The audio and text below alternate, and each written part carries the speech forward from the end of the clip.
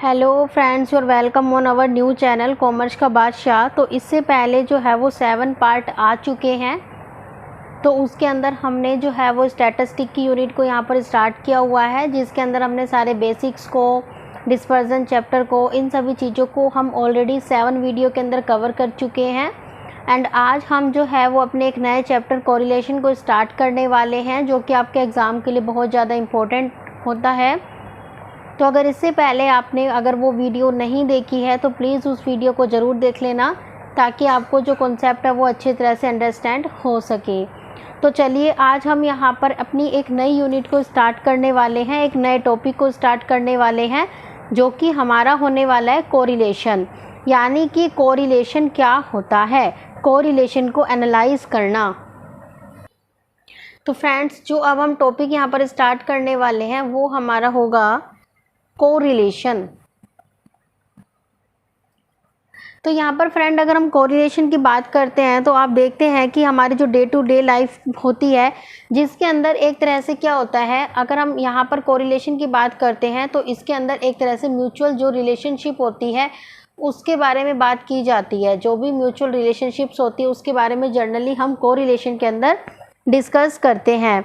जैसे कि हमारे पास कोई भी दो वेरिएबल होते हैं जिनके बीच में हम क्या देखते हैं, एक तरह से म्यूचुअल रिलेशनशिप देखते हैं जब हम दो वेरिएबल के बीच में, तो वो हमारा किसके अंदर आता है, कोरिलेशन के अंदर आता है। बेसिकली जब हम कोरिलेशन की बात करते हैं तो कोरिलेशन के अंदर हम यहाँ पर रिलेशनशिप को तो देख रहे हैं, बट यहाँ पर ये कभी भी कॉज एंड इफेक्ट के बारे में बात नहीं करता। जो कॉज एंड इफेक्ट के बारे में बात करता है वो होता है हमारा रिग्रेशन। तो चलिए, अब हम यहाँ पर जो है वो कोरिलेशन की डेफिनेशन को पढ़ने वाले हैं, या फिर आप कह सकते हैं मीनिंग। तो अगर हम यहाँ बात करते हैं तो जो कोरिलेशन होता है वो जनरली डील करता है जो एसोसिएट होते हैं दो या दो से ज़्यादा वेरिएबल के बीच में। तो सबसे पहले जब आप बात करते हैं कि कोरिलेशन क्या होता है, तो correlation analysis deals with the association between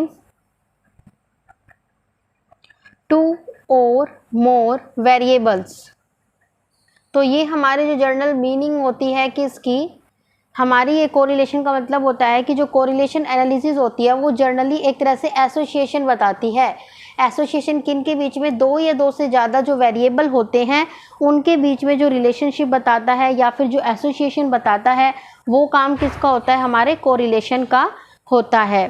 तो अगर फ्रेंड्स हम यहाँ पर बात करते हैं, जैसे कि अगर हम यहाँ पर एग्जांपल लेते हैं कि कोई, अगर हमें यहाँ पर रिलेशनशिप बतानी है तो हम क्या करते हैं, यहाँ पर जो जनरली रिलेशनशिप जो हम इसके बीच में, मान लो हम एक रिलेशनशिप बता रहे हैं कि एक तरह से जो डिमांड हो गई और जो एक प्राइस हो गया है, यानी कि जो हमारी डिमांड है और जो प्राइस है उन दोनों के अंदर हम एक तरह से क्या बता रहे हैं, रिलेशनशिप बता रहे हैं। जब हम कोरिलेशन की बात करते हैं तो इसके अंदर कुछ नॉन सेंस रिलेशनशिप भी आती है। जैसे कि अगर हमने ये कह दिया कि अगर किसी पर्सन की एज बढ़ रही है तो उसके साथ साथ उसका वेट बढ़ रहा है, तो जो हमारा वेट है और जो एज है, यानी कि एज और वेट, इन दोनों के बीच में तो कोई रिलेशन नहीं है। तो इसलिए ये क्या हो गई, एक तरह से नॉन सेंस रिलेशनशिप हो गई, जिसके बारे में जो डिस्कशन होता है वो भी कौन करता है, कोरिलेशन करता है। तो अगर हम यहाँ पर कोरिलेशन की बात करते हैं तो फ्रेंड्स, कोरिलेशन के हमारे पास काफ़ी सारे यहाँ पर टाइप्स होते हैं। तो फ्रेंड्स, जब हम यहाँ पर टाइप्स की बात करते हैं तो जो हमारा कोरिलेशन होता है इसके बहुत सारे टाइप्स हम यहाँ पर डिस्कस करते हैं। सबसे पहले आता है पॉजिटिव एंड नेगेटिव कोरिलेशन। तो यानी कि जब हम बात करते हैं डायरेक्शन के बेस पे जब हम कोरिलेशन की बात करते हैं तो इसे जो होता है वो 2 पार्ट्स के अंदर डिवाइड किया जाता है। एक हमारा होता है पॉजिटिव कोरिलेशन और एक हमारा होता है नेगेटिव कोरिलेशन। पॉजिटिव कोरिलेशन क्या होता है कि जब if 2 variable x and y move in the same direction, यानी कि जब हमारे पास जो 2 वेरिएबल होते हैं और अगर वो सेम डायरेक्शन के अंदर मूव कर रहे होते हैं, यानी कि अगर एक बढ़ रहा है तो दूसरा भी क्या होता है, बढ़ रहा होता है, ठीक है, और अगर एक घट रहा होता है तो दूसरा भी क्या होगा, घट रहा होगा, तो उसे हम बोलते हैं पॉजिटिव कोरिलेशन। फॉर एग्जांपल, अगर हम यहाँ बात करते हैं पॉजिटिव कोरिलेशन की, जो एक तरह से हमारा रिलेशनशिप होता है प्राइस के बीच में और सप्लाई के बीच में, वो हम यहाँ पर क्या कर सकते हैं, डिस्कस कर सकते हैं। अब हम यहाँ पर एक एग्जाम्पल की मदद से इसे समझते हैं। देखिए फ्रेंड, यहाँ पर जब हम पॉजिटिव कोरिलेशन की बात करते हैं तो ये हमें क्या कहता है कि जो कि एक ही डायरेक्शन के अंदर मूव हो रहे होते हैं, कि अगर एक बढ़ रहा है तो दूसरा भी बढ़ेगा, और अगर एक डिक्रीज हो रहा है तो दूसरा भी क्या होगा, डिक्रीज होगा। जैसे कि हमने यहाँ पर अभी एग्जांपल लिया है कि किसी भी गुड्स की अगर जो प्राइस होती है अगर वो डिक्रीज हो रही है तो उसी के हिसाब से क्या होगा, सप्लाई में भी सेम चेंज होगा। यानी कहने का मतलब क्या हुआ कि जिनके बीच में एक तरह से सेम रिलेशनशिप होता है, या तो दोनों एक साथ बढ़ेंगे या फिर दोनों एक साथ कम होंगे, तो उसे हम क्या कहते हैं, पॉजिटिव कोरिलेशन बोलते हैं। सेकंड फ्रेंड्स, जो पहला हमारा था पॉजिटिव कोरिलेशन, और जो हमारे पास सेकंड आता है वो हमारे पास आता है नेगेटिव कोरिलेशन। अब फ्रेंड्स, जब हम नेगेटिव कोरिलेशन की बात करते हैं तो नेगेटिव कोरिलेशन का मतलब होता है कि जब दोनों सेम डायरेक्शन में नहीं जाते बल्कि किस में जाते हैं, अपोजिट डायरेक्शन के अंदर जब वो जाना स्टार्ट कर देते हैं तो वो हमारा आता है नेगेटिव कोरिलेशन में। जैसे कि अगर हम इसकी बात करते हैं तो एक अगर इंक्रीज हो रहा है तो दूसरा क्या होगा, डिक्रीज होगा, और अगर एक डिक्रीज हो रहा है तो दूसरा क्या होगा, इंक्रीज होगा। यानी कि दोनों की डायरेक्शन क्या है, अलग है, सेम नहीं है। तो इसके एग्जाम्पल की अगर हम बात करते हैं तो जो हमारा किसी भी प्रोडक्ट का प्राइस होता है और जो किसी भी प्रोडक्ट की डिमांड होती है वो एक दूसरे के साथ क्या होती है, इन्वर्सली प्रोपोर्शनेट होती है। यानी कि दोनों के बीच में जो रिलेशनशिप होता है वो नेगेटिव होता है। कि अगर किसी भी चीज़ का, अगर हम यहाँ एग्जाम्पल लेते हैं, अगर किसी भी प्रोडक्ट का प्राइस इंक्रीज होता है तो प्राइस के इंक्रीज होने से जो उसकी डिमांड होगी वो डिक्रीज हो जाएगी। फॉर एग्जाम्पल, अगर कोई भी प्रोडक्ट था वो पहले 20 रुपये का था, अब उसकी जो प्राइसिंग है तब जो लोग हैं वो जो ज़्यादातर है ना उसकी 5 पीसेस खरीद लेते थे। अब क्या हुआ, इसका जो प्राइस है वो 20 से 30 हो गया, तो लोगों ने क्या किया, इसकी डिमांड को भी कम कर दिया। अब हम यहाँ बात करते हैं, पहले प्राइस 20 रुपये था बट अब इसका प्राइस जो है वो 10 रुपये हो गया, तो लोगों ने क्या किया, इसकी डिमांड को भी क्या कर दिया, इंक्रीज कर दिया। तो कहने का मतलब क्या है कि दोनों के बीच में जब इन्वर्सली प्रोपोर्शनल होता है, यानी कि जब वो सेम डायरेक्शन में नहीं जाती तो उसे बोलते हैं नेगेटिव कोरिलेशन, और अगर वो सेम डायरेक्शन में जा रही होती है तो उसे बोला जाता है पॉजिटिव कोरिलेशन। थर्ड हमारे पास जो आता है वो हमारे पास आता है लीनियर कोरिलेशन। जब हम लीनियर कोरिलेशन की बात करते हैं तो ये भी हमारा एक तरह से टाइप होता है जो कि on the basis of proportion होता है, कि किस प्रोपोर्शन में जो चीज़ें हैं वो हमारी बढ़ रही है, तो उसे क्या कहा जाता है, प्रोपोर्शन यहाँ पर कहा जाता है। अगर हम यहाँ पर बात करते हैं कि हमारे पास फॉर एग्जांपल अगर हम यहाँ बात कर रहे होते हैं, अगर फ्रेंड्स हम यहाँ पर लीनियर कोरिलेशन की बात करते हैं, if the ratio of changes of two variable X and Y remain constant throughout, then they are said to be linear correlated, like as when and every time supply of a commodity अगर वो rise होती है 20% से तो उसका जो price है वो हमेशा 10% से डिक्रीज होगा। अगर हम यहाँ पर इनकी रिलेशनशिप की बात करते हैं दो से ज़्यादा वेरिएबल की, तो वो हमेशा एक स्ट्रेट लाइन बनेगा। यानी कि अगर ये आपका ग्राफ है तो वो हमेशा इस तरीके से बनेगा, यानी कि स्ट्रेट लाइन होगा, इस तरीके से कभी भी नहीं बनेगा। कहने का क्या मतलब हुआ कि अगर किसी भी चीज़ की कमोडिटी की जो सप्लाई है अगर वो 20% से हर बार इंक्रीज़ हो रही है तो 10% से उसकी जो एक तरह से प्राइस है वो हमेशा क्या हो रहे हैं, इंक्रीज़ या फिर डिक्रीज़ हो रहे हैं। तो ये हमेशा सेम ही प्रोपोर्शन होगा इनका, तो इसलिए इसकी जो एक तरह से फिगर बनेगी वो हमेशा स्ट्रेट लाइन बनेगी, कभी भी मूव ऑन नहीं करेगी। सेकंड इसके अंदर हमारे पास आता है, ये जो होता है वो हमारा होता है प्रपोर्शन के बेस पे। पहले वाला जो पढ़ा था वो डायरेक्शन के बेस पे था, ये वाला हमारा प्रपोर्शन के बेस पे है। कर्वी लीनियर बोल सकते हो या फिर नॉन लीनियर इसे आप बोल सकते हो, जिसके अंदर जो एक रेशो होता है, जिसके अंदर जब दो वेरिएबल हमें दिए जाते हैं उनके बीच जो एक तरह से रिलेशनशिप होती है या जो चेंजमेंट होती है वो कभी भी कॉन्स्टेंट नहीं होती, वो टाइम टू टाइम क्या होती रहती है, चेंज होती रहती है। जैसा कि इन्होंने यहाँ बताया कि जो प्राइस है वो हर बार जो है वो राइज हो जाता है 10% से, और जो सप्लाई है वो 20% से राइज होती है। कभी कभी जो प्राइस है वो 10% से इंक्रीज़ हो जाता है तो 40% से जो सप्लाई है वो इंक्रीज़ हो जाती है। कहने का मतलब क्या हुआ, यहाँ पर हमने देखा था कि हर बार जो हमारा प्राइस था, जो सप्लाई थी वो 20% से राइज कर रही थी और जो प्राइस था वो हर बार 10% से राइज कर रहा था, तो उसका ग्राफ इस तरीके से गया था। बट यहाँ पर कहता है कि कभी तो वो 10% से इंक्रीज़ हो रही है, कभी वो 20% से इंक्रीज़ हो रही है, कभी कितने परसेंट से इंक्रीज़ हो रही है, यानी कि वो कांस्टेंट नहीं है। तो कांस्टेंट जब वो नहीं होती तो उसे बोला जाता है कर्वी लीनियर कोरिलेशन। फ्रेंड्स अब हमारे पास जो नेक्स्ट टाइप हमारे पास आता है वो आता है on the simple partial and multiple correlation. ये होता है हमारा नंबर ऑफ वेरिएबल के बेस पे कि हमारे पास जो हम वेरिएबल्स स्टडी करने वाले हैं वो कितने तरीके के होंगे। तो यहाँ पर इसे हम 3 पार्ट्स में डिवाइडेड करते हैं। सबसे पहले आता है सिंपल कोरिलेशन, इसके बाद हमारे पास आता है पार्शियल कोरिलेशन और सबसे लास्ट में हमारे पास आता है मल्टीपल कोरिलेशन। तो देखिए फ्रेंड्स, जब हम यहाँ पर सिंपल कोरिलेशन की बात करते हैं तो सिंपल का मतलब क्या हुआ कि जहाँ पर 2 वेरिएबल दिए हो, ओनली 2 वेरिएबल आपके पास होंगे और आप क्या करेंगे, उन दोनों के बीच में जब क्या करेंगे, एक तरह से रिलेशनशिप निकालेंगे तो उसे कहा जाता है सिंपल कोरिलेशन। जैसा कि यहाँ पर आपको एक एग्जाम्पल दिखाया गया है कि relationship between price and demand, यानी कि प्राइस और डिमांड के बीच में क्या रिलेशनशिप है कि अगर प्राइस हमारा इंक्रीज होता है तो डिमांड हमारी क्या हो जाएगी, डिक्रीज हो जाएगी। यानी कि 2 वेरिएबल है और 2 वेरिएबल के बीच में आप क्या कर रहे हैं, रिलेशनशिप देख रहे हैं, तो उसे बोला जाता है सिंपल कोरिलेशन। यानी कि प्राइस के इंक्रीज होते ही डिमांड क्या हो गई, कम हो गई, और डिमांड के कम होने से अगर मान लो आपका प्राइस डिक्रीज हो जाता है तो डिमांड क्या हो जाएगी, ऊपर हो जाएगी। तो यानी कि 2 ही चीज़ें आपने डिस्कस की है। तो फ्रेंड्स अब हम यहाँ पर बात करेंगे पार्शियल कोरिलेशन की। पार्शियल कोरिलेशन में क्या होता है कि 3 या 3 से ज़्यादा वेरिएबल तो आपके पास होते हैं, बट जो आप रिलेशनशिप देखते हो वो ओनली और ओनली 2 वेरिएबल के बारे में देखते हो। यानी कि आपके पास 3 वेरिएबल है या उससे ज़्यादा वेरिएबल होते हैं, बट जो स्टडी होती है, जो रिलेशनशिप देखी जाती है वो ओनली 2 वेरिएबल्स के बीच में देखी जाती है।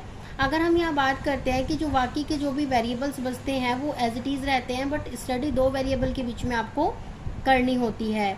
जैसे कि अगर हम यहाँ पर बात करते हैं कि सपोज करो कि जैसे कि कांस्टेंट, जैसे कि अगर हम कोई भी बात कर रहे हैं, डिमांड की हमने, सप्लाई की बात करी, तो इसमें हमने 2 की चीज़ों को हम डिस्कस कर रहे हैं, बट हो सकता है कि जो प्राइस है या फिर जो डिमांड है वो कस्टमर के टेस्ट एंड प्रेफरेंसेस को भी देख रही हो, तो उसको हम क्या रखते हैं, कांस्टेंट रखते हैं। तो वो हमारे पास आता है पार्शियल कोरिलेशन के अंदर। एंड लास्ट हमारे पास आता है मल्टीपल कोरिलेशन। मल्टीपल कोरिलेशन का मतलब होता है कि जब हम 3 या 3 से ज़्यादा वेरिएबल के बीच में रिलेशनशिप देखते हैं तो उसे क्या कहा जाता है, मल्टीपल कोरिलेशन कहा जाता है। सिंपल के अंदर 2 के अंदर रिलेशनशिप देख रहे हैं, पार्शियल के अंदर हमारे पास 3 या 3 से ज़्यादा वेरिएबल होते हैं, बट स्टडी ओनली 2 वेरिएबल के बीच में करते हैं, रिलेशनशिप ओनली 2 वेरिएबल के बीच में देखते हैं। बट जब हम ये बात करते हैं मल्टीपल कोरिलेशन की, तो मल्टीपल कोरिलेशन के अंदर जो रिलेशनशिप होती है वो 3 या 3 से ज़्यादा वेरिएबल की होती है। आई होप आपको कि कोरिलेशन क्या होता है, उसके टाइप्स क्या होते हैं, वो यहाँ तक क्लियर हो गए होंगे अच्छे से। अब फ्रेंड्स हम यहाँ पर बात करते हैं डिग्री ऑफ कोरिलेशन। तो जब हम डिग्री की बात करते हैं तो टोटल हमारे पास 5 तरह की डिग्री होती है। सबसे पहले आती है परफेक्ट कोरिलेशन। परफेक्ट कोरिलेशन का मतलब क्या होता है कि हमें पता है कि जब भी हम स्टैट को पढ़ रहे होते हैं, प्रोबेबिलिटी को पढ़ रहे होते हैं, तो वो हमारे 0 से लेके 1 के बीच में लाई करती है। तो जो हमारी परफेक्ट कोरिलेशन होती है, अगर हम पॉजिटिव में देखते हैं तो वो +1 होता है, और नेगेटिव में देखते हो यानी कि परफेक्ट नेगेटिव, तो वो -1 होता है। अगर आप यहाँ पर हाई डिग्री ऑफ कोरिलेशन देखते हैं तो वो आपका 0.75 से 1 होता है, अगर पॉजिटिव साइड देखते हो तो पॉजिटिव में, और अगर नेगेटिव साइड देखते हो तो -0.75 से -1 होता है।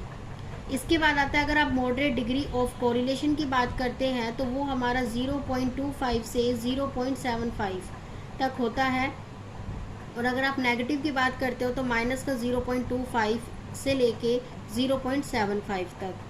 अगर आप बात करते हैं लो डिग्री ऑफ कोरिलेशन की, तो वो हमारा 0 से लेके 0.25 तक होता है पॉजिटिव में, और इसी तरीके से नेगेटिव में होता है 0 से लेके -0.25 तक।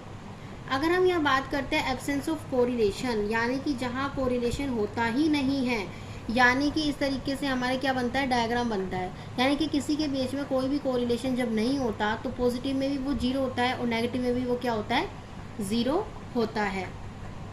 अब देखिए फ्रेंड, जो हमने टेबल पढ़ी है कि +1 जो कि हमारा परफेक्ट कोरिलेशन होता है, तो उसमें जो आपका डायग्राम होगा वो नीचे से ऊपर की साइड इस तरीके से जाएगा। अगर आप नेगेटिव की बात करते हो तो वो नीचे से ऊपर इस तरीके से जाएगा, यानी कि ऊपर से एक तरह से नीचे आ रहा है क्योंकि वो नेगेटिव है। अगर आप यहाँ पर बात करते हो कि हाईली पॉजिटिव, तो यानी कि ये जो हमारे एक तरह से रिलेशनशिप होते हैं या फिर जो डॉट्स होती है वो इस लाइन के बिल्कुल नियर बाय आपको मिलेंगी। अगर आप यहीं पर ही नेगेटिव की, हाईली नेगेटिव की बात करते हैं तो जैसे ये हमारी लाइन है, इसके बिल्कुल इर्द गिर्द या बिल्कुल नियर बाय जो है वो आपको लाइंस यहाँ पर जो डॉट्स है वो दिखाई देंगी, जो कि आपको रिलेशनशिप बताती है। एब्सेंस बोलो या फिर आप नो कोरिलेशन बोल सकते हैं, जिसके अंदर जो हमारा कोरिलेशन होगा या जो हमारी डॉट्स होंगी वो इस तरीके से बिखरी होंगी, यानी कि इसके अंदर आपका कोई भी किसी भी तरीके का रिलेशनशिप नहीं होता। तो आई होप आपको ये डायग्राम जो है इसे हम बोलते हैं स्कैटर डायग्राम, यानी कि हम डायग्राम की मदद से क्या कर रहे हैं, चीज़ों को शो कर रहे होते हैं। अब हम यहाँ पर आते हैं कि जब हम कोरिलेशन को कैलकुलेट करते हैं तो हमारे पास कौन से मेथड्स होते हैं। तो कोरिलेशन को कैलकुलेट करने के हमारे पास काफ़ी सारे मेथड होते हैं, जो कि हम वन बाय वन करके यहाँ पर डिस्कस करेंगे। तो जब हम मेथड ऑफ डिटरमाइनिंग कोरिलेशन की बात करते हैं तो इसका मतलब होता है कि ऐसे बहुत सारे मेथड होते हैं जो कि हम यहाँ पर डिस्कस करते हैं। तो सबसे पहले हमारे पास आता है स्कैटर्ड डायग्राम। स्कैटर डायग्राम के अंदर जैसे अभी मैंने आपको दिखाया था कि हाईली पॉजिटिव का कैसे बनता है, हाईली नेगेटिव का कैसे बनता है, परफेक्ट नेगेटिव का कैसे बनता है, परफेक्ट जो हमारा नेगेटिव है वो कैसे बनेगा, परफेक्ट पॉजिटिव कैसे बनता है, और जिसके बीच में कोई भी रिलेशनशिप नहीं है उसका स्कैटर डायग्राम कैसे बनता है, तो वो हमारे किसके अंदर आता है, स्कैटर डायग्राम में आता है। फ्रेंड्स, जब हम यहाँ पर स्कैटर डायग्राम की बात करते हैं तो ये एक तरह से हमारी एक ग्राफिक मेथड होता है। ग्राफिक मेथड होता है जिससे हम क्या करते हैं कि हम फिगर की मदद से वहाँ पर कोरिलेशन देखते हैं कि हमारे जो भी हमने वेरिएबल्स लिए हैं उन वेरिएबल्स के बीच में क्या रिलेशनशिप है, वो हम with the help of graph देखते हैं। जैसा कि आपने यहाँ पर ये डायग्राम देखा, आप इस डायग्राम की मदद से क्या बता सकते हैं कि किसके अंदर कैसा रिलेशनशिप यहाँ पर बन रहा है, तो उसे आप क्या बोलेंगे, स्कैटर डायग्राम बोलेंगे। जैसे कि आप यहाँ पर बात करते हैं तो ये एक स्ट्रेट लाइन जा रही है जो हमारी पॉजिटिव है, जो कि हमारी लेफ़्ट साइड से अपर साइड राइट कॉर्नर तक जा रही है। अगर आप यहाँ पर बात करते हैं जो कि हमारी लेफ़्ट साइड से एक तरह से मूव करती है कि अपवर्ड जाएगी कि राइटवर्ड जाएगी, यानी कि ऊपर की तरफ जाएगी कि नीचे की तरफ जाएगी, इसी तरीके से हमें इसे बोलते हैं स्कैटर डायग्राम। यानी कि डायग्राम की मदद से जब आप कोरिलेशन को फाइंड करते हैं तो उसे क्या बोला जाता है, स्कैटर डायग्राम बोला जाता है। बट आप इसे बिल्कुल एग्जैक्टली फाइंड नहीं कर सकते। नेक्स्ट हमारे पास आता है कार्ल पियर्सन का कोफिशिएंट कोरिलेशन, जो कि आप पढ़ेंगे। इसके बाद आता है स्पीयरमैन रैंक कोरिलेशन, जिसके अंदर रैंकिंग करने के बाद हम क्या करते हैं, कोरिलेशन को फाइंड करते हैं। इसके अलावा हमारे पास आता है कंकरेंट डेविएशन मेथड, जिसके अंदर आपको कुछ सिंबल्स प्लस माइनस वगैरह दिए होते हैं और उसके बेस पे आप कोरिलेशन को फाइंड करते हैं। तो ये हमारे कुछ एक मेथड होते हैं हमारे कोरिलेशन को फाइंड आउट करने के, तो साथ साथ में हम उसे एग्जांपल के साथ समझेंगे।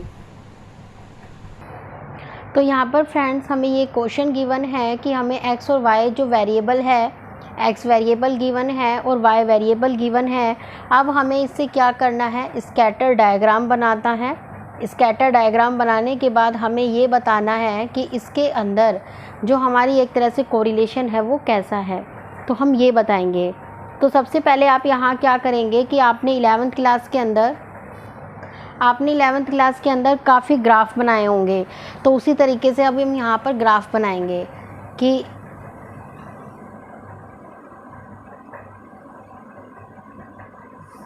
तो ये वाली जो होती है हमारी 0, यहाँ पर जो होती है वो x एक्सिस होती है और यहाँ पर होती है हमारी y एक्सिस। तो अब हमारे नंबर 10, 20 इस तरीके से हैं, तो हम यहाँ डाल देते हैं 10, 20, 30, 40, 50, 60 एंड आफ्टर डेट हमारे 25 से स्टार्ट होके कहाँ तक है, एटलीस्ट लास्ट हमारा 150 तक है। तो हम यहाँ पर क्या करते हैं, 50-50 का गैप ले लेते हैं, जैसे कि 50, फिर आफ्टर डेट 100, 150, 200, इस तरीके से हमने गैप को ले लिया। अब देखिए x कितना है 10 और y कितना है 25, तो x कितना है 10 और y हमारा कितना है x 10 और ये कितना है 25। तो यानी कि अगर आप यहाँ पर बात करते हैं तो ऐसा करिए, यहाँ आप 10 लिख लीजिए, 10, 20, 30, 40, 50, 60 एंड 70। अब आप क्या करेंगे, यहाँ 10 है तो 10 पे कितना बोला है 25, तो 25 समथिंग यहाँ पर आएगा, क्योंकि ये हमारा इसको टच करना चाहिए इसलिए मैंने ऐसा किया। 20 में कितना गिवन है फ्रेंड्स 50, तो ये हमारा समथिंग यहाँ आ जाएगा। 30 के अंदर कितना है 75 अप्रोक्स हम यहाँ लिख देंगे। इसके बाद है 40 पे हमारे पास कितना था 100, तो ये हमारा आ जाएगा इधर। एंड 50 पे हमारा कितना गिवन है 125, जो कि आपका यहाँ आ जाएगा। एंड 60 पे आपका कितना है 150, तो आपका एक तरह से इधर आ जाएगा। तो यानी कि जो आपकी अब ये लाइन जो बनेगी वो आपकी बिल्कुल सीधी होगी। तो इस तरीके से आप क्या कर देंगे, अपने स्कैटर डायग्राम को ड्रॉ कर लेंगे और सारी डॉट्स के जो मिड पॉइंट है उसको आप क्या कर देंगे, मैच कर देंगे। तो अब ये क्या हो गया, आपने x और y इसकी तरफ से देखा। अब आप देखिए ये नीचे की ऊपर की तरफ जा रहा है, और जब हमने क्वेश्चन किया था तब हमने क्या देखा था, जो इस तरीके से जा रहा था। देखिए यहाँ पर अब हमारे पास ये फिगर्स थी, तो इसमें हम क्या कहते हैं कि ये हमारा क्या है, परफेक्टली है। और परफेक्ट के अंदर भी कौन सा है, +1 है। तो ये हमारा एक तरह से हम यहाँ से एक तरह से हमने क्या निकाल दिया, यहाँ से हम अपने कोरिलेशन को फाइंड कर सकते हैं कि इनके बीच में जो रिलेशनशिप है वो पॉजिटिव यानी कि परफेक्ट पॉजिटिव कोरिलेशन इनके बीच में जो है वो एग्जिस्ट करता है।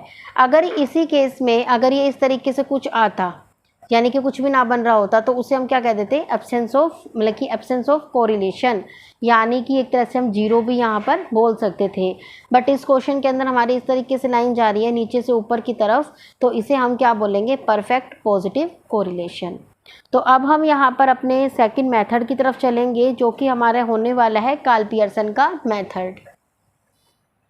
तो फ्रेंड सेकंड हमारे पास आता है Karl Pearson coefficient of correlation. ये हमारा एक क्वांटिटेटिव मेथड होता है, और जनरली जब हम कोरिलेशन निकालते हैं तो इसी मेथड को हम यूज़ करते हैं। तो ये हमारा कोरिलेशन को कैलकुलेट करने का मेथड होता है, जो कि हमारा क्वांटिटेटिव मेथड होता है। बेसिकली हम इसमें न्यूमेरिकल फॉर्म को एक तरह से लेके चलते हैं। इस मेथड की जब हम बात करते हैं तो ये मेथड हमारा कार्ल पियर्सन ने दिया है। कार्ल पियर्सन के नेम से इस मेथड को जाने जाना लगा, और इसे हम पियर्सन कोफिशिएंट ऑफ कोरिलेशन भी जनरली बोल देते हैं। अगर आपके एग्जाम में कार्ल पियर्सन लिखा आ जाए या फिर पियर्सन कोफिशिएंट लिखा आ जाए, तो आप क्या करेंगे, कार्ल पियर्सन से ही इस क्वेश्चन को सॉल्व करेंगे। जब हम कार्ल पियर्सन के मेथड की बात करते हैं तो इसकी बहुत सारी कैरेक्टरिस्टिक आप बोल लीजिए, नेचर बोल लीजिए या फीचर बोल लीजिए, वो होते हैं। तो सबसे पहले आता है कि knowledge of direction of correlation. अगर हम इस मेथड का यूज़ करते हैं तो हमें ये पता चल जाता है कि हमारी जो डायरेक्शन होने वाली है वो पॉजिटिव है कि नेगेटिव है, यानी कि एग्जैक्ट के बारे में जो बताता है वो हमारा कौन बताता है, कार्ल पियर्सन का मेथड बताता है कि जो हमारी डायरेक्शन होने वाली है वो पॉजिटिव होगी कि नेगेटिव होगी। सेकंड हमारे पास आता है knowledge of degree of relationship, यानी कि ये हमें ये तो बताता है कि कौन सी डायरेक्शन में जाएगा, साथ साथ में हमें ये भी बताएगा कि इसकी जो रेंज होगी वो कितने से लेके कितने तक हो सकती है। क्योंकि यहाँ जब हम कोफिशिएंट ऑफ कोरिलेशन की बात करते हैं तो वो जनरली -1 से +1 की तरफ होती है। तो हम क्या करते हैं कि इसकी मदद से हम ये भी देख पाते हैं कि हमारे जो हमारा कोरिलेशन आया है उसकी वैल्यू कितनी आई है, जैसे कि 0.75, 0.45। इस तरीके से भी हम क्या कर सकते हैं, एग्जैक्ट वैल्यू को भी फाइंड यहाँ से कर सकते हैं। थर्ड हमारे पास आता है ideal measure. It is considered to be an ideal measure of coefficient या correlation as it is based on mean and standard deviation, यानी कि जो हमारा कार्ल पियर्सन से हम निकालते हैं फॉर्मूले लगा के, वो हमारा मीन या फिर मीन डेविएशन से कैलकुलेट होता है। इसलिए ये एक तरह से हम इसके अंदर इसे आइडियल मेजर भी बोल सकते हैं। साथ साथ में ये हमारी क्या थी, इसकी कैरेक्टरिस्टिक्स थी किसकी, कार्ल पियर्सन मेथड, जो कि हमारा यहाँ पर सेकंड मेथड होता है। इसके बाद अगर हम बात करते हैं इसके कोवेरिएंस की, अगर हम इसके बाद बात करते हैं कोवेरिएंस की, तो जो कार्ल पियर्सन मेथड होता है इसके लिए जब हम कोवेरिएंस निकालते हैं x और y दोनों के बीच में, तो कोवेरिएंस के लिए जो हमारा फॉर्मूला होता है वो ये होता है, summation x minus x bar into y minus y bar upon में n, या फिर आप बोल सकते हैं समेशन एक्स वाई अपॉन में n, या इसके अंदर से आप x bar minus y bar को लेस कर देंगे तो आपका क्या निकल आएगा, कोवेरिएंस निकल आएगा, दो जो आपके वेरिएबल है उनके रिलेशनशिप के लिए। अब फ्रेंड्स यहाँ पर आपके पास क्वेश्चन दिया हुआ है कि आपको कोरिलेशन निकालना है एक्स और वाई सीरीज़ के बीच में, जिसके अंदर आपको अर्थमेटिक गिवन है, अर्थमेटिक मीन गिवन है, अज्यूम मीन गिवन है, और स्टैंडर्ड डेविएशन दिया हुआ है एक्स सीरीज़ का भी और वाई सीरीज़ का भी।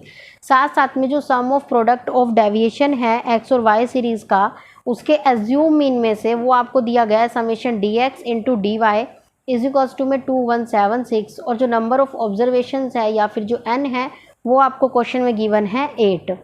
तो सबसे पहले जो जो चीज़ आपको गिवन होती है आप फर्स्ट ऑफ ऑल वो राइट डाउन यहाँ पर कर लेते हैं।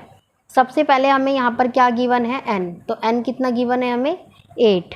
इसके अलावा जो x मीन है वो हमें कितना गिवन है 74.5। इसके साथ साथ जो आपको एज्यूम मीन यानी कि एक तरह से आप बोल सकते हैं ax, वो आपको कितना गिवन है 69। इसके अलावा जो स्टैंडर्ड डेविएशन है x का वो कितना गिवन है 13.07।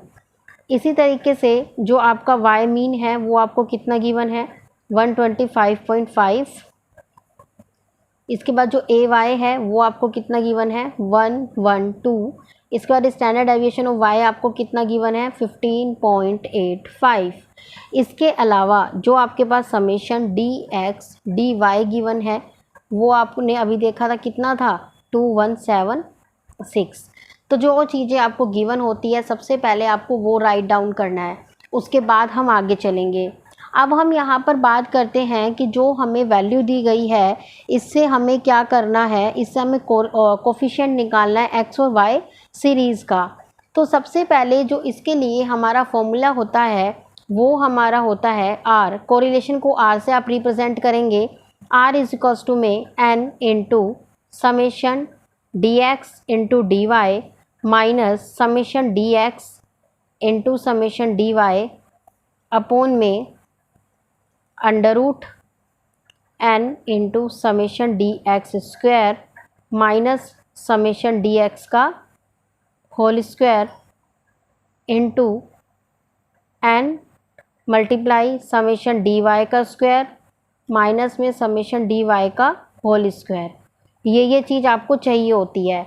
इसके अंदर आपके पास एन भी गिवन है, ये भी गिवन है। इसके साथ साथ आपके पास जो चीज़ नहीं है वो आपको यहाँ पर फाइंड करनी पड़ेगी। तो अब हम यहाँ पर क्या करने वाले हैं, तो फ्रेंड्स सबसे पहले हम यहाँ क्या करेंगे, हमें क्या क्या चीज़ चाहिए हमें वो निकालनी है। यानी कि हमारे पास समेशन डी एक्स नहीं है तो सबसे पहले हम वही निकालेंगे। तो हम क्या करेंगे, एक तरह से मीन का फॉर्मूला लगाएंगे, X bar is equals to में ए प्लस में समेशन डी एक्स अपॉन में एन। तो यहाँ पर जो है वो समेशन एक्स बार अभी हमें कितना गिवन है 74.5। ए कितना ए एक्स यानी कि ए हमारा कितना गिवन है 69 प्लस में समेशन डी एक्स हमें नहीं गिवन अपॉन में एन कितना गिवन है 8। अब इसे हम क्या करेंगे, सॉल्व करेंगे तो हमारी जो समेशन डी एक्स की वैल्यू होगी वो हमारी आ जाएगी 44। इसी तरीके से अब हम क्या करेंगे, वाई बार को निकालेंगे, ए प्लस में समेशन डी वाई अपॉन में एन। वाई बार कितना गिवन था हमें 125.5 इज इक्वल्स टू में ए वाई कितना था 112 प्लस में समेशन डी वाई हमें गिवन नहीं है और एन कितना गिवन है 8। तो इसी तरीके से जब आप इसे सॉल्व करेंगे तो जो आपका समेशन डी वाई निकल के आएगा वो आपका होगा 108। तो यहाँ तक अब हमारी ये वाली चीज़ भी आ गई हमारे पास, ये भी आ गया, ये भी आ गया और ये भी आ गया। इस हिसाब से अब बस हमारे पास हमें समेशन डी एक्स का स्क्वायर चाहिए और समेशन डी वाई का स्क्वायर चाहिए, तो उसे हमें और फाइंड करना है। तो फ्रेंड्स अब हम क्या करेंगे, यहाँ पर हमें क्या गिवन था तो हमें यहाँ पर फाइंड आउट करने हैं अभी। तो अब हम यहाँ क्या करेंगे कि standard deviation x is equals to में समेशन डी एक्स का square divided by n minus में summation D x divided by n, इसके होल स्क्वायर को सॉल्व कर लेंगे। तो यहाँ पर जो हमारे स्टैंडर्ड डेविएशन एक्स था वो हमें जो गिवन था उसको लिख देंगे और इसका स्क्वायर इज इक्वल्स टू में समेशन डी एक्स का स्क्वायर हमारे पास गिवन नहीं है, एन की वैल्यू 8 गिवन है, समेशन डी एक्स अभी हमने फाइंड किया था 44, एन हमारा 8 गिवन है हमें। तो इस तरीके से हम क्या कर देंगे, समेशन डी एक्स के स्क्वायर की वैल्यू निकाल लेंगे। तो आपकी जो समेशन डी एक्स की वैल्यू आएगी वो आएगी आपकी 3467.76। तो ये आपकी समेशन डी एक्स का होल स्क्वायर भी निकल गया एक तरह से एक्स का स्क्वायर। अब आप यहाँ क्या करेंगे, अब हमें समेशन डी वाई का स्क्वायर भी चाहिए, तो अब हम क्या करेंगे, स्टैंडर्ड डेविएशन का square y is equals to में समेशन डी वाई का square divided by n minus में समेशन डी वाई अपॉन में n का होल स्क्वायर। इसकी वैल्यू आपको गिवन थी क्वेश्चन के अंदर 15.85 का स्क्वायर इज इक्वल्स टू में, ये हमें गिवन नहीं था, इसे एज इट इज़ छोड़ देंगे। n हमें कितना गिवन था 8, समेशन डी वाई अभी हमने निकाला था 108, n कितना था 8 का यहाँ पर कर देंगे स्क्वायर, तो आपकी जो वैल्यू निकल के आएगी वो आएगी समेशन डी वाई का स्क्वायर इज इक्वल्स टू में, जब आप इसको फाइंड आउट करेंगे अच्छी तरह से तो इसकी वैल्यू को आप क्या कर लेंगे, यहाँ पर कैलकुलेट कर लेंगे, जो कि आपकी होगी 251.22। ये आपकी क्या हो जाएगी, यहाँ पर वैल्यू हो जाएगी। या फिर इसको अगर आप कंप्लीट सॉल्व कर लेते हैं तो आपकी जो वैल्यू होगी वो होगी 3467.76। तो यहाँ पर आपने सब कुछ कैलकुलेट कर लिया। अब आपके पास जो फॉर्मूला था उसके अंदर हमें इसको रिटर्न डाउन करना है। फॉर्मूला क्या था, n इंटू में summation D x into D y minus summation D x into summation D Y upon में under root n into summation D x का स्क्वायर माइनस में समेशन डी एक्स का whole square n into summation D Y का square minus में summation D Y का whole square. ये आपके पास question था। अब हमें क्या करना है, इसके अंदर वैल्यू पुट करनी है। n कितना था 8, summation D x D Y आपने देखा था, आपके पास समेशन डी एक्स और डी वाई हमारे पास कितना था, हमारे पास जो समेशन डी एक्स और डी वाई हमारे पास कितना आ रहा था 2176। तो आप क्या लिखेंगे 2176 माइनस डी एक्स और डी वाई अभी आपने निकाला था 44 मल्टीप्लाई 108। आफ्टर डैट आप फॉर्मूले के अंदर बस आपको वैल्यू पुट करनी है। n कितना है 8, समेशन डी एक्स स्क्वायर जो कि आपने अभी फाइंड किया है 1608.56 माइनस में समेशन डी एक्स का होल स्क्वायर। डी एक्स कितना था 44, इसका क्या कर देंगे आप होल स्क्वायर।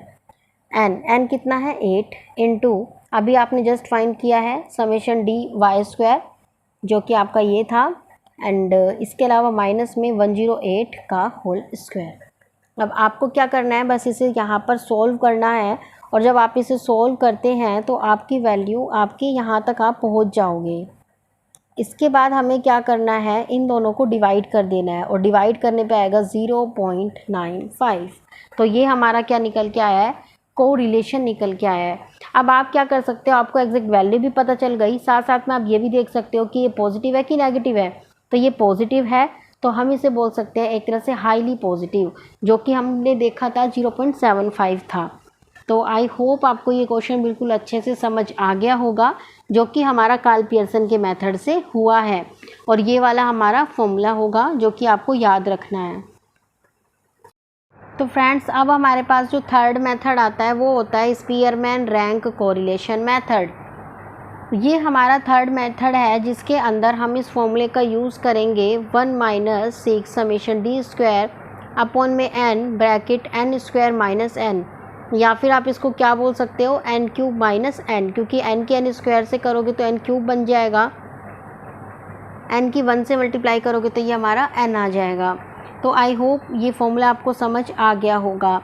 अब यहाँ पर हम स्पीयरमैन जो रैंक कोरिलेशन मेथड होता है, ये हमारा स्पीयरमैन ने दिया था 1904 के अंदर, जिसके अंदर जब हमें क्वालिटेटिव डाटा के अंदर क्वालिटेटिव यानी कि जो नंबर की फॉर्म में नहीं होते हैं, जैसे कि किसी का रंग हो गया, किसी जैसे ब्यूटी हो गई, होनेस्टी हो गए, इंटेलिजेंसी हो गया, तो ये सारे जो कि हमारे क्वांटिटेटिव के टर्म में नहीं होंगे बल्कि क्वालिटी के टर्म में होते हैं, तो उसे मेज़र करने के लिए हम क्या करते हैं, कार्ल पियर्सन मेथड का यूज़ करते हैं। तो इसलिए हम क्या करेंगे, इस फॉर्मूले का यूज़ करेंगे, जहाँ पर R का मतलब है रैंक ऑफ कोरिलेशन, D का मतलब है डिफरेंस बिटवीन टू रैंक्स यानी कि R1 - R2, एंड N का मतलब है number of pair of observation यानी कि कितनी ऑब्जर्वेशन आपके पास है। तो इसे हम एक क्वेश्चन से करेंगे ताकि आपको और अच्छे से जो क्वेश्चन है वो समझ आ जाए। तो यहाँ पर फ्रेंड्स हमें क्वेश्चन दिया है जो कि फैंसी ड्रेस एक कॉम्पिटिशन है, जिसके अंदर यहाँ पर कंपटीशन हो रहा है, जिसके अंदर 2 जज बैठे हैं, जज X एंड जज Y। तो यहाँ पर एक तरह से आपके पास जो पार्टिसिपेंट्स हैं उनके नंबर बताए हुए हैं या उनकी रैंक्स बताई हुई है। तो अब हमें इसे जो निकालना है वो रैंक कोरिलेशन मेथड से आपको जो है वो कोरिलेशन बताना है। तो सबसे पहले आपको क्या करना है, आप लिख लेंगे जज X। जज X को आप R1 बोल लो, तो जज X लिख लोगे आप। आफ्टर डेट आप लिखोगे जज Y। सबसे पहले जज X कितना दिया हुआ है, 8 7 6 3 2 1 5 4। आफ्टर डेट जज Y, जज Y को आप R2 मान लेंगे जो कि है 7 5 4 1 3 2 6 8। अब आपको क्या करना है, सबसे पहले यहाँ पर हर क्वेश्चन के अंदर D निकालना होगा। D का मतलब क्या हुआ कि आप R1 के अंदर से R2 को लेस कर देंगे। अब ये देखिए कि 8 में से 7 गया तो कितना बचेगा, पॉजिटिव का 1। 7 में से 5 गए तो पॉजिटिव का 2। 6 में से 4 गया तो पॉजिटिव का 2। 3 में से 1 गया पॉजिटिव 2। 2 में से 3 गया तो माइनस का 1। 1 में से 2 गया तो माइनस का 1। 5 में से 6 गया तो माइनस का 1। 4 में से 8 गया तो माइनस का 4।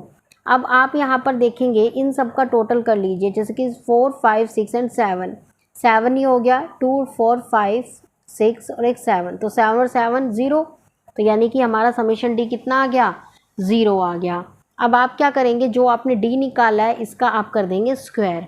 अब करिए, 1 का स्क्वायर कितना होता है 1, 2 का स्क्वायर 4, 2 का स्क्वायर 4, 2 का स्क्वायर 4, 1 1 1, 4 4 ज़ा 16। इन सबको आप ऐड कर लीजिए, तो जो आपका D स्क्वायर है इन सब का टोटल करेंगे तो वो आपका आएगा 32। तो आई होप आपको यहाँ तक जो चीज़ें हैं वो समझ आ गई होंगी। अब हम यहाँ पर क्या करेंगे, सिंपल फॉर्मूले को पुट करेंगे। तो R निकालने का आपको फॉर्मूला क्या बताया था, 1 - 6 समेशन D स्क्वायर अपॉन में n³ - n। R मतलब यहाँ पर रैंक कोरिलेशन है, 1 एज इट इज़ लिखेंगे आप। 6 समेशन D स्क्वायर आपको कितना गिवन है 32। n कितना गिवन है आपको 8, तो यानी कि 8 का क्यूब माइनस में 8। अब आप क्या करेंगे, इसे सॉल्व कर लेंगे। अब इसको आप मल्टीप्लाई करेंगे तो ये आ जाएगा 192। 8 × 8 × 8, जब 3 बार 8 को क्या कर देंगे आप मल्टीप्लाई कर देंगे और उसके अंदर से 8 को लेस कर देंगे तो आपका आएगा 4540। अब आपको क्या करना है, सबसे पहले 1 माइनस इसे हमने इससे डिवाइड किया तो ये हो गया 0.381।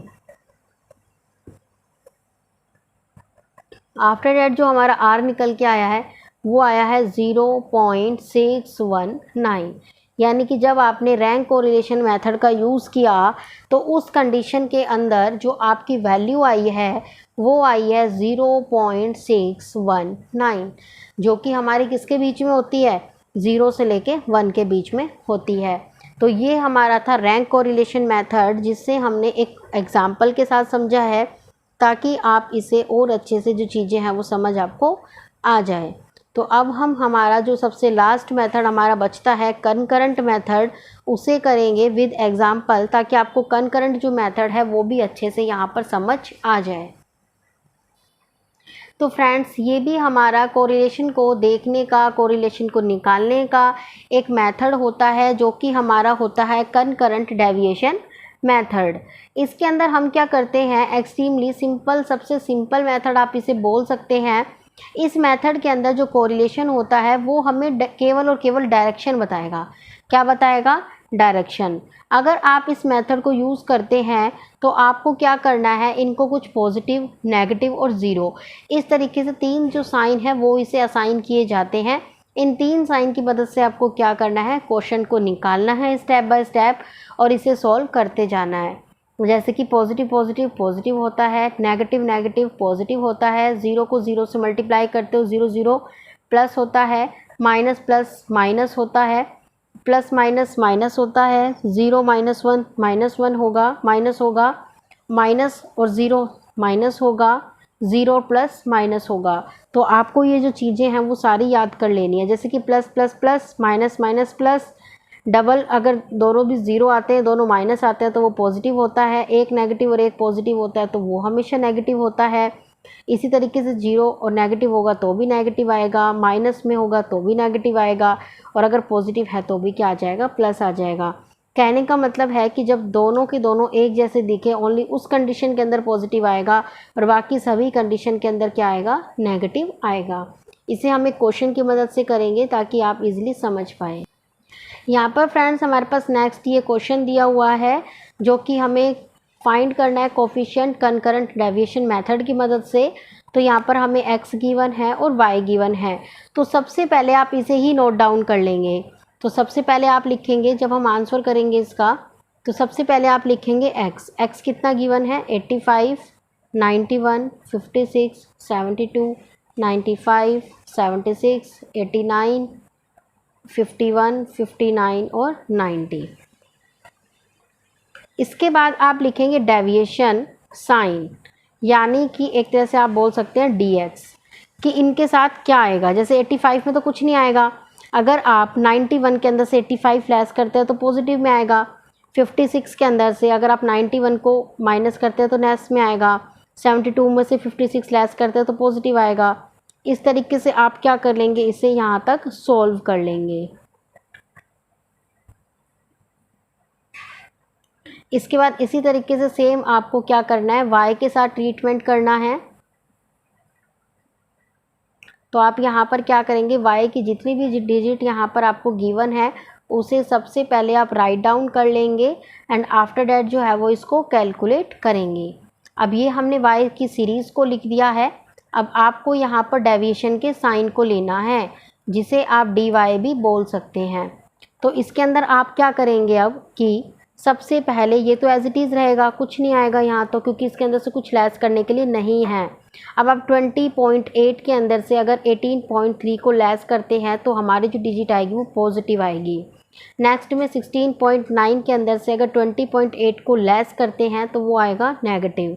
इसी तरीके से आपको क्या कर लेने हैं, सारे यहाँ पर सॉल्व जो है वो कर लेने हैं। इसके बाद हमारे पास आता है कि आपको dx एंड dy निकालना है, जो कि हमारे फॉर्मूले के अंदर आपका यूज़ होगा। तो ये dx है और ये dy है। तो इस तरीके से आपको क्या करना है, यहाँ पर मैं नील लिख देती हूँ ताकि जो चीज़ें हैं वो सही रहे। तो जैसे कि पॉजिटिव पॉजिटिव क्या होता है, पॉजिटिव, नेगेटिव नेगेटिव क्या होता है, positive, positive negative positive, positive positive positive, negative negative positive, positive negative negative. इसी तरीके से आपको क्या कर लेना है, नेक्स्ट यहाँ तक सॉल्व कर लेना है। अब आप इसका करेंगे समेशन। अब इसका जो समेशन करेंगे, समेशन dx एंड dy, वो इसे आप c भी बोल सकते हैं, वो आपका आएगा 6। कितना आएगा फ्रेंड्स, 6 आएगा। अब आपको यहाँ पर नॉर्मल एक फॉर्मूले को अप्लाई करना है। जो फॉर्मूला आपका होने वाला है कि r स्मॉल rc आप लिख सकते हैं, यानी कि c का मतलब कंकरेंट है यहाँ पर, plus minus under root plus minus 2c minus n upon में n, ये आपका फॉर्मूला होगा। तो आप क्या करेंगे, सबसे पहले plus minus under root plus minus 2c आपका भी कितना निकल के आया था, आपने निकाला था जस्ट 6 माइनस n टोटल कितने हैं, 1 2 3 4 5 6 7 8 9। तो ये आपकी जो टोटलिंग है वो कितनी गिवन है, यहाँ पर कितनी गिवन है, टोटल ये 10 है। और टोटल 10 के अंदर से जो एक की वैल्यू आपने दोनों में नील लिखी है तो उसे आप लेस कर देंगे। तो 10 में से 1 गया तो कितना बचता है, 9। तो 9 हमारे यहाँ पर n हो जाएगा। आई होप आपको यहाँ तक अब इसे क्लियर हो गया होगा। अब आपको क्या करना है, यहाँ पर सोल्व करना है। तो ये आ जाएगा आपका सोल्व होके ये। अब जब इसे आप अंडर रूट से बाहर निकालेंगे तो ये आपका हो जाएगा 0.5 7 एंड 7। तो ये आपने क्या किया, कंकरेंट मेथड से कोरिलेशन को यहाँ पर फाइंड आउट कर लिया, जो कि आपका सबसे लास्ट मेथड था। तो आज हमने यहाँ पर कोरिलेशन क्या होता है या फिर उसके कितने टाइप्स होते हैं, कि इससे सॉल्व कैसे करते हैं, कितने इसको करने के तरीके होते हैं, सारे वे से हमने इसको करके देख लिया है। तो आई होप आपको कोरिलेशन का चैप्टर बिल्कुल अच्छे से समझ आ गया होगा। अगर आपको मेरी वीडियोस अच्छी लगती है तो प्लीज़ मेरे चैनल को सब्सक्राइब कीजिएगा, लाइक कीजिएगा और अपने फ्रेंड्स के साथ शेयर करना बिल्कुल ना भूलें। इसी तरीके से हमने जो स्टैटिस्टिक की सीरीज़ को स्टार्ट किया हुआ है, इसके बाद हम आने वाली सीरीज़ के अंदर और भी स्टैटिस्टिक को अच्छे से डिस्कस करेंगे और इसके बाद फर्दर यूनिट को भी स्टार्ट करेंगे। Thank you.